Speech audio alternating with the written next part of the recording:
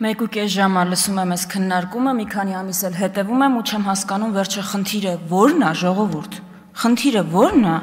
Բերել ենք հայոց ցեղասպանության ուրացումը քրեականացնող հոդված։ Միակ բանը, որ խելքին մոտ ասում եք, այնա որ սենց հոդված արդեն կա 136-րդ հոդվածը քրեական օրենսգրքի։ Ինչ է ասում 136-րդ հոդվածը։ Ասում է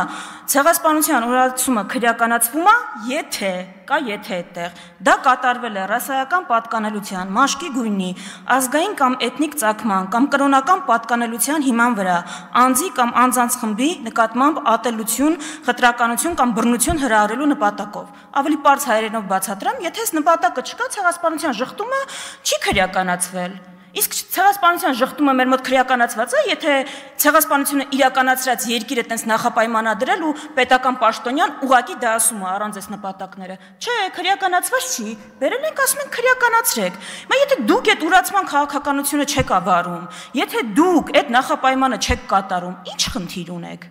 Ինչն է ձեզ տենց անհանգստացրել, որ տենց հերոսաբար պայքար եք բան արել, մղում բանը ԱԺ խրամատներում այս օրենքի դեմ։ Ինչից եք տենց անհանգիստ։ Ընդհանրապես հայ մարդը այս օրենքի հետ ինչ խնդիր կարող ունենա, կարող եմ իմանալ։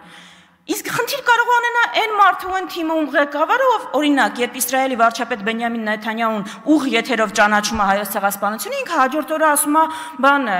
բայց մենք պիտի հասկանանք, այդ ցեղասպանության ճանաչումը մեզ ինչ խնդիր է մեզ համար լուծում։ Լավա չեք դատապարտել Նեթանյահուի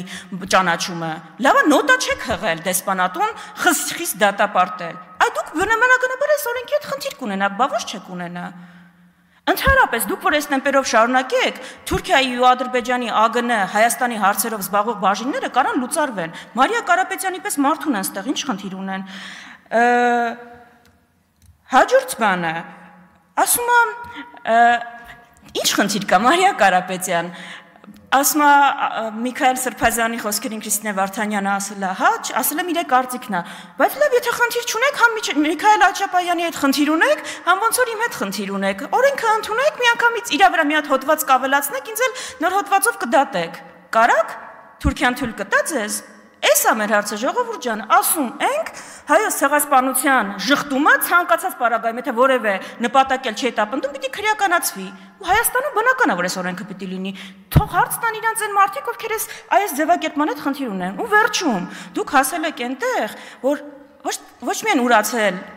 նսեմացրել, պղծել եք ամեն ինչ։ Դրա համար այստեղ դիմացս, որ հիմա դատարկա Անդրանիկ Քոչարյանին կլինի նախքան ցեղասպանության 1.5 միլիոն զոհերի ցանկեր կազմելը մի հատ դրանից առաջ 44 օրյա պատերազմի նահատակների ամբողջական ցանկ վերջապես կազմեք ու հրապարակեք, որ աչ ու ձախ բոլորին չմեղադրեք թիվ կեղծելու մեջ այն դեպքում, երբ որ դուք կոնկրետ թիվ չեք հրապարակել տենցել։